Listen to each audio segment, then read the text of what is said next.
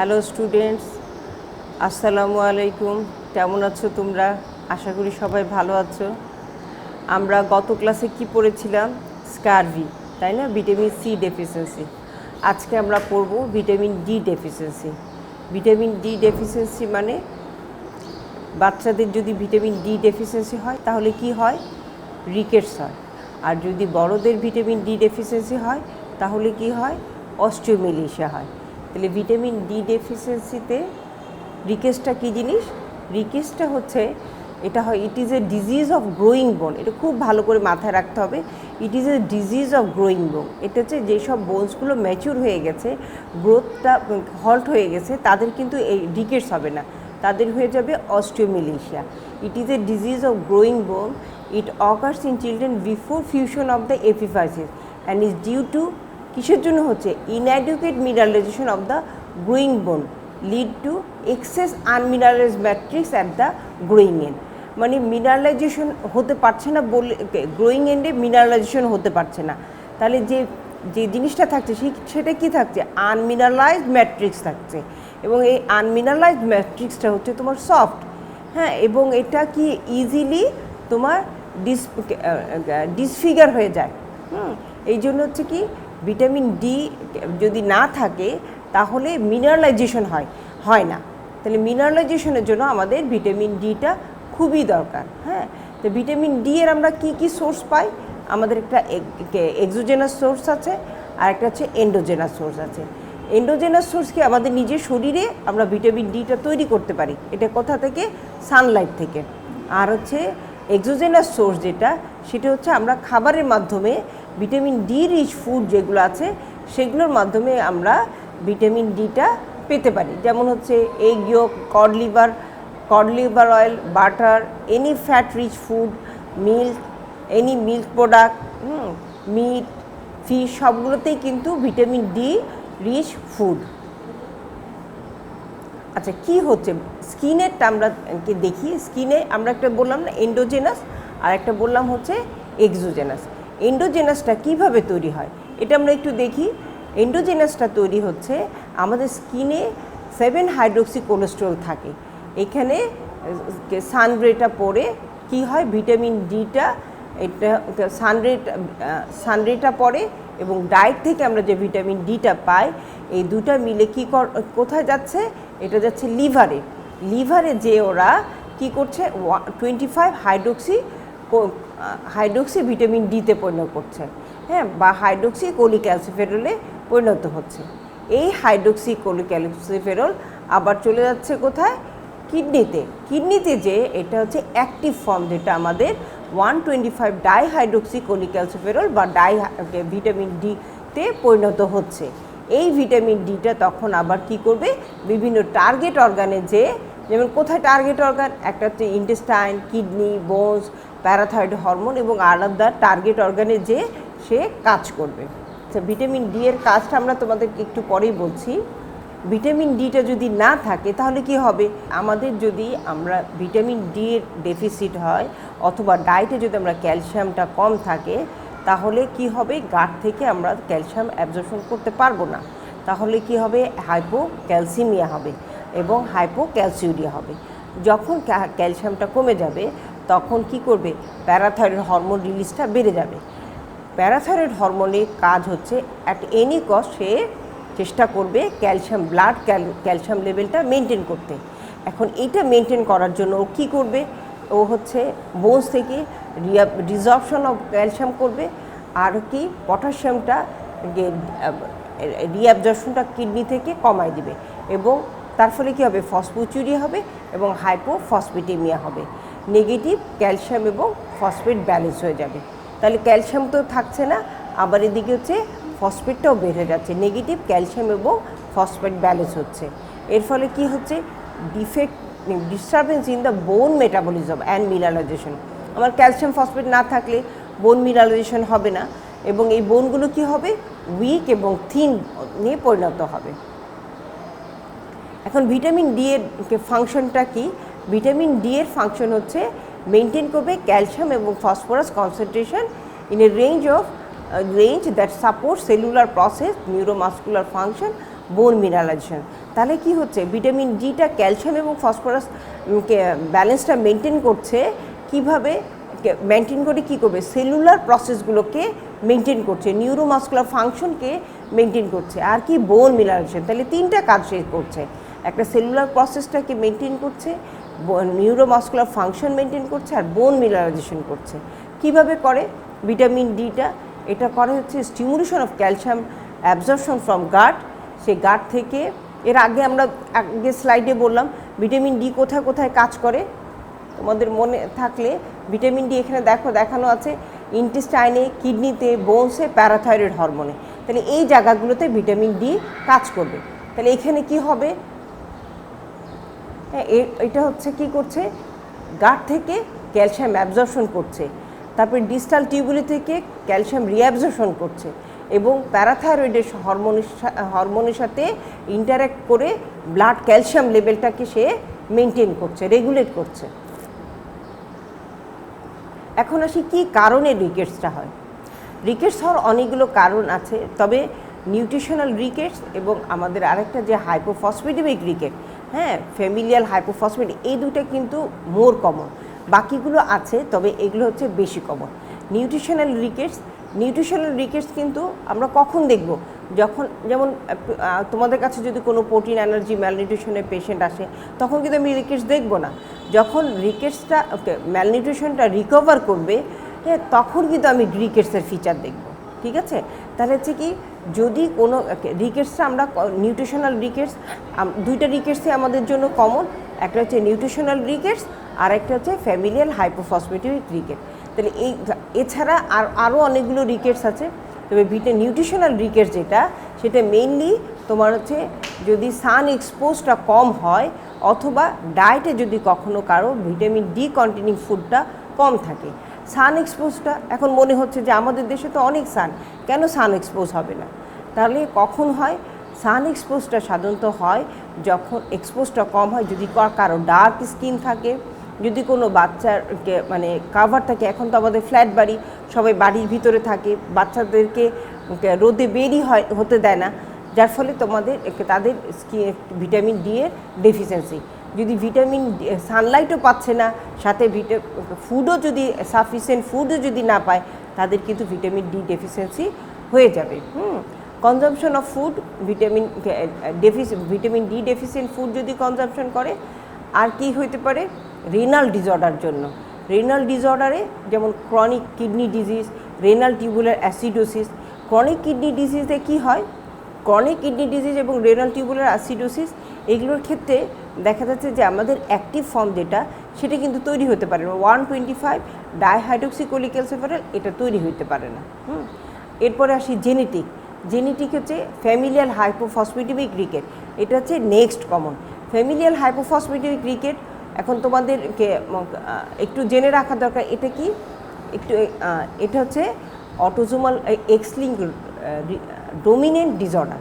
এটা কি? এটা হচ্ছে এক্স-লিঙ্ক ডোমিনেন্ট ডিসঅর্ডার। হ্যাঁ, এক্স-লিঙ্ক ডোমিনেন্ট ডিসঅর্ডার কিন্তু বেশি নাই, সেজন্য তোমাদের এটা খুব ভালো করে মনে রাখতে হবে।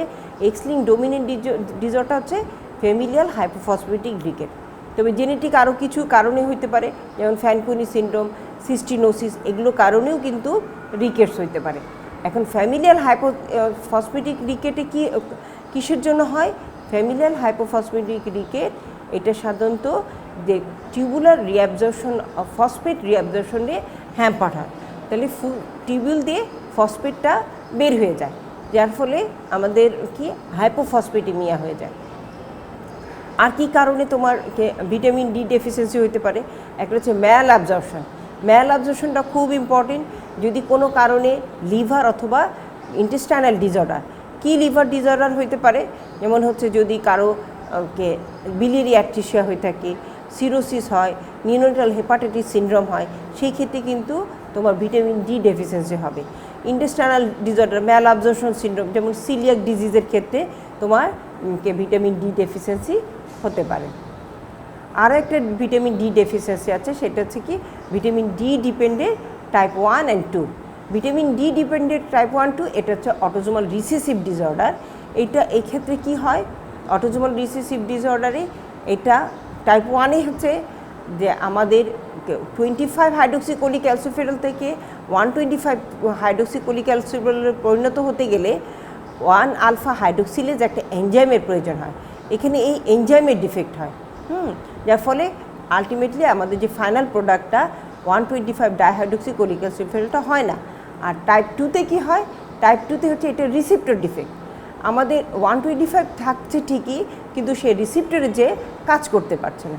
ঠিক আছে, জাস্ট আমি একটু শর্টে বলে দিলাম তোমাদের কোনটা কী ধরনের রিকেটস। আর হচ্ছে আরেকটা ইম্পর্টেন্ট হচ্ছে ভিটামিন ড্রাগের মধ্যে যেমন অ্যান্টি কনভালসেন্ট ড্রাগ ফেনোবারবিটন, ফেনাইটুইন, এগুলো কিন্তু কি ভিটামিন ডি ডেফিসিয়েন্সি করে। কেন করে? এটা হচ্ছে কি ভিটামিন ডি এর মেটাবলিজমটাকে বাড়ায় দেয়। যার ফলে তুমি যদি বেশি পরিমাণে ভিটামিন ডিটা কনজামশন না করো তাহলে কিন্তু ডেফিসিয়েন্সি হয়ে যাবে। এখন আসে কী কী ম্যানিফেস্টেশন আসে। এখন ভিটামিন ডি ডেফিসিয়েন্সি হলে কিন্তু চাইল্ডদের একটি টিপিক্যাল ম্যানিফেস্টেশনগুলো চলে আসে। কী কী ম্যানিফেস্টেশনগুলো? কিছু সিমটম থাকবে, যেমন হচ্ছে এইসব পেশেন্টগুলো একটু ল্যাথার্জি থাকবে, ইরিটেবল থাকবে, ওদের প্রফিউজ সোয়েটিং থাকবে, হ্যাঁ, তারপর হচ্ছে রিপিটেড রেসপিরেটরি ট্র্যাক্ট ইনফেকশন নিয়ে আসতে পারে। আর কি কি হতে পারে? এরা শর্ট স্ট্রেচার হতে পারে, লিস্টলেসনেস হতে পারে, অ্যাবডোমেনটা অ্যাবডোমেনটা বড় হয়ে গেছে, প্রোটিউবারেন্ট অ্যাবডোমেন, মাসল উইকনেস থাকবে তাদের। আমরা এখন যদি মাথা থেকে পা পর্যন্ত দেখতে চাই তাহলে দেখো প্রত্যেকটা জায়গায় কিন্তু তাদের ম্যানিফেস্টেশনগুলো আমরা লক্ষ্য করতে পারবো। যেমন হচ্ছে মাথাটা কীরকম হবে? আমাদের মাথাটা সাধারণত স্কোয়ার বা বক্স হেড হয়ে যাবে, ফ্রন্টালটা বসিং হয়ে যাবে, ক্রেনিওটাইপস কি হেডের বোনগুলো কিন্তু সফট হয়ে যায়। সফট হয়ে গেলে কি হবে?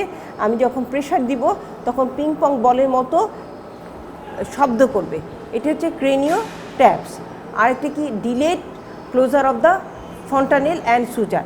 দেখা যাচ্ছে যে তার 18 মাস বয়স হয়ে গেছে কিন্তু তার সুচারটা ক্লোজ হচ্ছে না, যার ফলে তখন আমাদের ধারণা করতে হবে যে এটা ভিটামিন ডি ডেফিসিয়েন্সি আছে কি না। ডিলেড ডেন্টেশন হবে, ডেন্টাল ক্যারিজ হবে, ইম্পেয়ার ডেন্টাল এনামেল ফর্মেশন, আমাদের যে দাঁতের উপর এনামেলটা আছে সেটা ঠিকমতো তৈরি হতে পারবে না। আর কি চেস্ট, এখন আমরা আসি চেস্টে আমরা কি দেখব? চেস্টটা পিজন শেপ হয়ে যাবে। হ্যাঁ, পিজন শেপটা দেখেছো কাউকে? কোনো কবুতরের চেস্টটাকে সামনেরটা চোখা হয়ে যাবে, ঠিক আছে, পিজন চেস্ট হয়ে যাবে। আর একটা কি রোজারি, রিকেটিক রোজারি। গত ক্লাসে আমরা তোমাদেরকে স্করবিউটিক রোজারি পড়িয়েছিলাম, আজকে আমরা দেখব হচ্ছে রিকেটিক রোজারি। এটা কি পেইনলেস রিকেটিক রোজারি, কোথায় থাকে? কস্টোকন্ডাল জাংশনে। আর একটা হ্যারিসন সালকাস, এটা হচ্ছে কিসের জন্য হচ্ছে? হ্যারিসন সালকাস আমাদের মাসলটা বোনসটা উইক হয়ে যাচ্ছে এবং রিবসের লোয়ার এজে একটা ডিপ্রেশন থাকে, সেই জন্য দেখা যাচ্ছে এটাকে একটা সালকাসের মতো লাগে, এটাকে হচ্ছে হ্যারিসন সালকাস বলে। স্পাইনের ডিফর্মিটি হবে, স্পাইনে কি হবে? স্কোলিওসিস, কাইফোসিস, লোডোসিস দেখা দিতে পারে।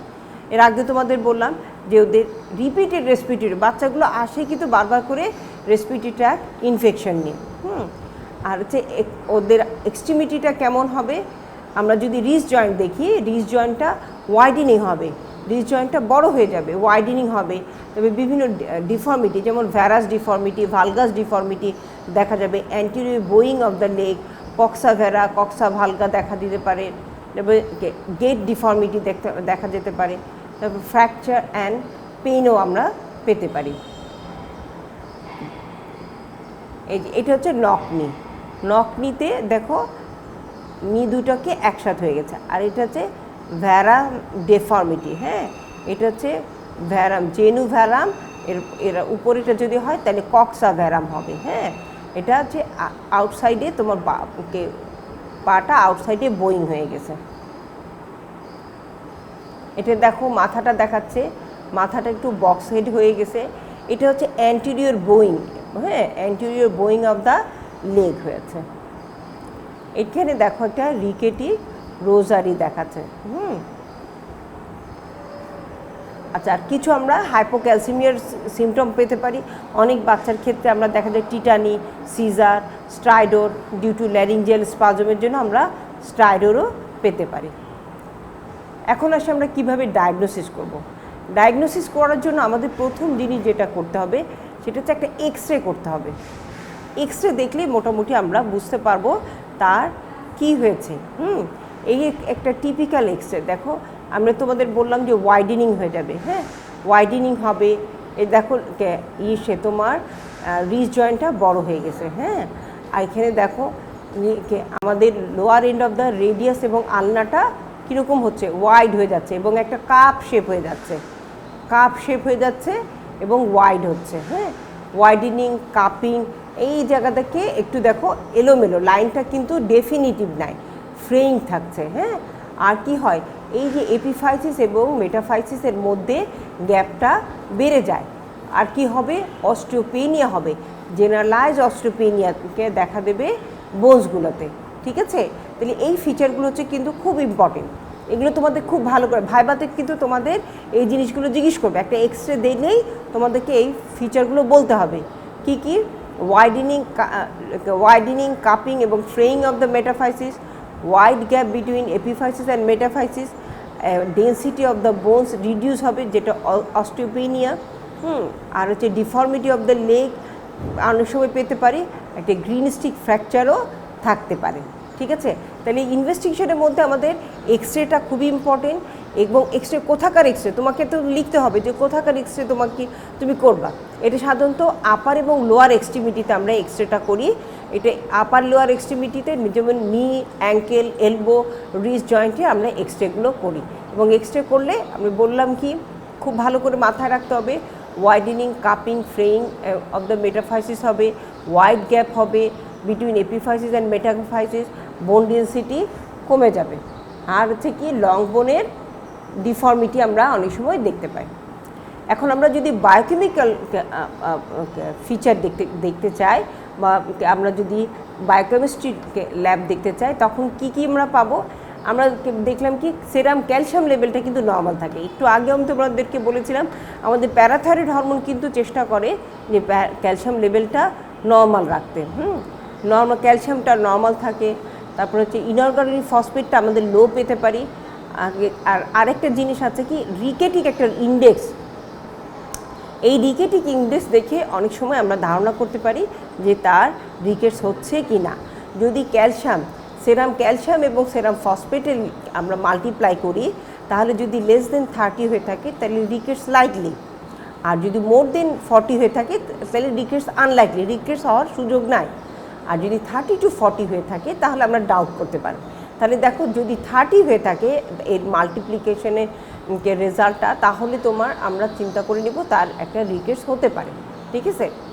এরপর আমরা কি দেখব, অ্যালকালাইন ফসফেটেস। অ্যালকালাইন ফসফেটেসটা সাধারণত বেশি হবেই, হ্যাঁ, কারণ যে অ্যালকালাইন ফসফেটেসটা আমরা হাই পাবো, মানে প্যারাথাইরয়েড হরমোনটাও আমরা হাই পাবো। অনেক সময় এখন কিন্তু অনেক অ্যাডভান্স, এখন আমরা ভিটামিন ডি লেভেলই করতে পারি। 225 হাইড্রোক্সি কোলিক্যালসিফেরল অথবা 125 ডাইহাইড্রোক্সি কোলিক্যালসিফেরল আমরা দুইটাই দেখতে পারি। আমরা দুইটা নিউট্রিশনের ক্ষেত্রে আমরা দেখব দুইটাই কমে গেছে। এটি একটু ভ্যারি করে, যেমন হচ্ছে যদি কারো রেনাল রিকেট হয়ে থাকে তাহলে 25টা ঠিক থাকবে কিন্তু 125টা কমে যাবে। যেমন তারপরে যদি ভিটামিন ডি ডিপেন্ডেন্ট রিকেটস হয়ে থাকে তাহলে সেই ক্ষেত্রে কিন্তু আমাদের 125টাও কিন্তু টাইপ 2 যদি হয়ে থাকে 125টাও নর্মাল থাকবে। কিন্তু তোমার ফ্যামিলিয়ার হাইপোফসফেটিক রিকেট এই ক্ষেত্রে 125টা লো থাকবে, 25টা ঠিক থাকবে কিন্তু 125টা লো হবে, ঠিক আছে। তাহলে আমরা ভিটামিন ডি লেভেলটা দেখতে পারি, parathyroid hormone, alkaline phosphatase, calcium, phosphate, এগুলো সবই দেখব। তার সাথে কি দেখব, আমরা ইটিওলজি দেখার জন্য আমরা কি সেরাম ক্রিয়েটিনিন, কারণ হচ্ছে যদি ক্রনিক কিডনি ডিজিজ যদি হয়ে থাকে সেখান থেকে ক্রিয়েটিনিন বাড়বে। ইলেকট্রোলাইটটা দেখতে পারি, ব্লাড গ্যাস আমরা দেখতে পারি। ব্লাড গ্যাস যেমন যদি আমাদের মানে জেনেটিক মানে ভিটামিন ডি ডেফিসিয়েন্সি হয়ে থাকে সেক্ষেত্রে আমরা যেমন প্রক্সিমাল টিউবুলার অ্যাসিডোসিস অনেক সময় থাকে, সেই ক্ষেত্রে আমরা ব্লাড গ্যাসে মেটাবলিক অ্যাসিডোসিস পাবো। আর কি করব, আমরা সুগার টেস্ট করে ইউরিন টেস্ট করে ইউরিনে সুগার এবং অ্যামাইনো অ্যাসিড দেখতে, যদি হচ্ছে দেখি যে আমাদের একটু আগে দেখালাম তোমাদের ফ্যানকোনি অ্যানিমিয়া, ফ্যানকোনি সিনড্রোম, তারপরে তোমার সিস্টিনোসিস, এইসব ক্ষেত্রে দেখা যায় কি ইউরিনে সুগার, অ্যামাইনো অ্যাসিড এগুলো থাকে। আমরা আরেকটা জিনিস আমরা দেখতে পাই, সেটা হচ্ছে ইউরিনে 24 আওয়ার্স ফসফেটটা দেখতে পারি। ইউরিনে 20, এটা এখানে লেখা হয় নাই, কিন্তু এখানে তোমাদের যোগ করতে হবে ইউরিনে 24 আওয়ার্স ফসফেটটা আমরা যোগ করতে পারি। ইউরিনে 24 আওয়ার্স ফসফেট সাধারণত ফ্যামিলিয়াল হাইপোফসফেটিক রিকেট যেখানে, সেখানে কিন্তু আমরা প্যাথোফিজিওলজি তোমাকে বলেছিলাম যে ফ্যামিলিয়াল হাইপোফসফেটিক রিকেট ফসফোচিউরিয়া হয়। এখানে ফসফেটের পরিমাণটা ইউরিনারি ফসফেটের পরিমাণটা অনেক বেড়ে যাবে, ঠিক আছে? তাহলে এটা দেখলেও আমরা বুঝতে পারবো তার ফ্যামিলিয়াল হাইপোফসফেটিক রিকেট হচ্ছে। আরেকটা জিনিস হচ্ছে কি, ফ্যামিলিয়াল হাইপোফসফেটিক রিকেটে কিন্তু তোমার নিউট্রিশনাল রিকেটের মতো এতগুলো ফিচার থাকে না, ওদের মেইনলি একটু লেগ ডিফর্মিটিগুলো থাকে। লেগ ডিফর্মিটি বলতে যে বোয়িং থাকবে, হ্যাঁ, জেনু ভালগাম, তারপর ওদের শর্ট স্ট্রেচারটা থাকে, লেগ ডিফর্মিটিটা আমাদের বেশি থাকে। কিন্তু অন্যান্য ফিচার যেমন বক্স হেড, তারপর রিকেটি ক্লোজারি, এগুলো কিন্তু তোমার ফ্যামিলিয়াল হাইপোফসফেটিক রিকেটে থাকে না। তাহলে ফ্যামিলিয়াল হাইপোফসফেটিক রিকেটে আমরা যদি বায়োকেমিস্ট্রি করতে চাই তাহলে কি পাবো? আমরা বায়োকেমিস্ট্রিতে ভিটামিন ডি লেভেল তো কম পাবো, সাথে হচ্ছে ফসফোচিউরিয়া পাবো। এখন আসি ট্রিটমেন্টে। কী ট্রিটমেন্ট হচ্ছে নিউট্রিশনাল রিকেটসে আমরা ট্রিটমেন্ট দেখি দুই ধরনের ট্রিটমেন্ট আছে, একটা টস থেরাপি আছে আর একটা high dose vitamin D. Stoss therapy কি, আমরা একদিনে বেশি পরিমাণে ভিটামিন ডি দিচ্ছি, 3 থেকে 6 lakh international unit vitamin D দিব ওরালি অথবা আইএম, 2 থেকে 4টা ডোজ দিব একদিনে, হ্যাঁ। আর আরেকটা কী ট্রিটমেন্ট দিতে পারি আমরা, হাই ডোজ ভিটামিন ডি, যেমন 2000 থেকে 5000 international unit per day for 4 to 6 weeks পর্যন্ত আমরা দিতে পারি হাই ডোজ ভিটামিন ডি, ঠিক আছে? আর কি করতে হবে সাথে আমাদের ভিটামিন ডি, ডেইলি যে আমাদের মেনটেনেন্স ভিটামিন ডিটা সেটা কিন্তু রাখতে হবে। আমাদের 400 ইন্টারন্যাশনাল ইউনিট যদি তার কোনো বাচ্চার বয়স 1 বছরের কম থাকে, অথবা 600 ইন্টারন্যাশনাল ইউনিট কোনো বাচ্চার বয়স যদি 1 বছরের বেশি, তার মানে আমাদের দেখো ভিটামিন ডি সাপ্লিমেন্টেশন তো দিবই, তারপরে ডেইলি ইনটেকটাও মেনটেন করতে হবে। আর সাথে কি দিতে হবে? ক্যালসিয়াম দিতে হবে। আমি শুধু ভিটামিন ডি দিলে হবে না, সাথে আমাদের ক্যালসিয়াম যদি না থাকে তাহলে তো ভিটামিন ডি কী করবে? আমার তো ক্যালসিয়াম না থাকলে কাজ করতে পারবে না। আচ্ছা, আমরা টস থেরাপিটা করে অনেক সময় আমরা 6 to 8 উইকস পরে একটা এক্স রে করবো। এক্স রেতে যদি আমরা দেখি যে টস থেরাপি দিলাম কিন্তু এক্স রেতে ইমপ্রুভমেন্ট হয়ে গেল, তাহলে আর ফার্দার দরকার নাই। যদি ইমপ্রুভমেন্ট না থাকে, রেডিওলজিক্যাল ইমপ্রুভমেন্ট না থাকে, সেক্ষেত্রে আমরা আবার রিপিট করতে পারি টস থেরাপি। আর কি যদি দেখি রিপিট করার পরও আমাদের রেডিওলজিক্যাল ইমপ্রুভমেন্টটা হচ্ছে না, তাহলে আমরা ধরে নিতে পারি এটা ভিটামিন ডি ডিপেন্ডেন্ট রিকেটস হতে পারে, ঠিক আছে? আর কি আমি বললাম যে ক্যালসিয়াম সাপ্লিমেন্টেশন দিতে হবে কতটুকু, 350 to 1000 মিলিগ্রাম পার ডে করে আমাদের ক্যালসিয়াম দিতে হবে, হ্যাঁ। আর কি দিব? অ্যাডিকুয়েট ক্যালসিয়াম রিচ ডায়েট আমরা দিব। ক্যালসিয়াম রিচ ডায়েট আমরা কি একটু আগে দেব, আমরা যে কোনো যেমন মিল্ক প্রোডাক্ট, চিজ, ঘি, বাটার, এগুলো দিলে কিন্তু আমরা ক্যালসিয়াম রিচ ফুড, তারপরে ছোটো মাছ, এগুলো দিলে কিন্তু ক্যালসিয়াম রিচ ফুড আমাদের যোগ হবে, ঠিক আছে? আর আরেকটা কি আমরা আরেকটা দিতে পারি, সেটা হচ্ছে কি কোলিক্যালসিফেরল, 125 ডাইহাইড্রোক্সি কোলিক্যালসিফেরল ওদেরকে দিতে পারি, যেটা ডাইকালট্রল বা রোকালট্রল নামে পাওয়া যায়, 0.25 মাইক্রোগ্রাম পার ক্যাপসুলে পাওয়া যাচ্ছে। এটাও আমরা দিতে পারি ওরালি অথবা আইভিতে দিতে পারি। এটার ডোজটা কি 0.05 মাইক্রোগ্রাম। এখন কিন্তু এটা অ্যাভেলেবল, হ্যাঁ, দেশে অনেক কোম্পানি এটা বের করে ফেলেছে, 125 ডাইহাইড্রোক্সি কোলিক্যালসিফেরল, এটাও আমরা সরাসরি দিতে পারি। এটা দিতে পারি। এটা কতটুকু দিব? 0.05 microgram per kg per day করে, হ্যাঁ, ফর ফিউ ডেজ, হ্যাঁ, when there is acute symptomatic hypocalcaemia along with IV calcium gluconate. আমরা আইভি ক্যালসিয়াম দিব যখন অ্যাকিউট সিমটম হবে, তখন আমাদের অপেক্ষা না করে আমরা কি করতে পারি, যে 125 ডাইহাইড্রোক্সি কোলিক্যালসিফেরল দিয়ে দিতে পারি, ঠিক আছে? এখন আসি ফ্যামিলিয়াল হাইপোফসফেটিক রিকেটে আমরা কি চিকিৎসা দিব। ফ্যামিলিয়াল দেখো, যেহেতু তার ফসফেট চলে যাচ্ছে, তার মানে আমাকে ফসফেট সাপ্লিমেন্টেশন দিতে হবে। এটা একটা ইয়ে পাওয়া যায় যেটা জুলিক সলিউশন, এখানে ডায়াবেসিক সোডিয়াম ফসফেট থাকে, এটা সাপ্লিমেন্টেশন দিতে হবে। এটা কতটুকু দিতে হবে? 1 to 3 gram elemental phosphate 4 to 5 Times per day. হ্যাঁ, এটা সারা জীবন যাদের ফ্যামিলিয়ার হাইপোফসফেটিক রিকেট তাদের সারা জীবন এই জুলিক সলিউশনটা খেতে হবে। হ্যাঁ, এটা কি এক্সটার্নাল ডায়াবেসিক সোডিয়াম ফসফেট, তাহলে 1 থেকে 3 গ্রাম করে আমাদের দিতে হবে 4 to 5 টাইমস পার ডে। ঠিক আছে, সাথে কি করতে হবে? ওরাল ক্যালসিট্রিওল, যেমন 125 ডাইহাইড্রোক্সি পলিক্যালসিফেরলটাও দিতে হবে। এটা কতটুকু দিব? 30 to 70 nanogram per kg per day করে দিতে হবে ইন 2 ডিভাইডেড ডোজ। ঠিক আছে। সার্জারি আমাদের যখন রিকেটসটা কারেকশন হয়ে যাবে তারপরে আমরা সার্জারি, যদি সিভিয়ার ডিফর্মিটি থাকে সার্জারি আমরা করতে পারি। এখন কিভাবে প্রিভেনশন করব?